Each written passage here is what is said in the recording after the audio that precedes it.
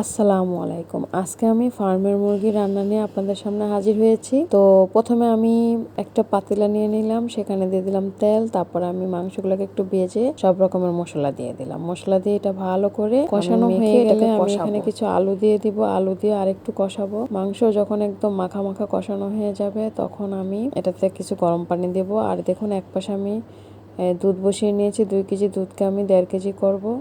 তো মাংসটা আমার মোটামুটি কষানো হয়ে গেছে। তো দুধটাও জাল দিচ্ছি। যখন মাংসটা কষানো হয়ে যাবে তখন আমি এখানে একটু সস দিব, সামান্য পরিমাণ সস দিব।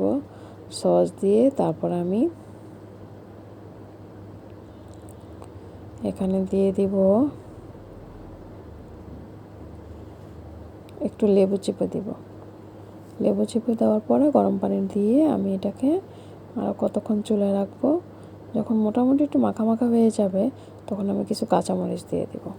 কাঁচামরিচ দিয়ে অন্য একটা চুলায় আমি কিছু পেঁয়াজের বেরেস্তা করে নেব। পেঁয়াজ বেরেস্তাটা হয়ে গেলে এটা আমি মাংসের মধ্যে দিয়ে দেব।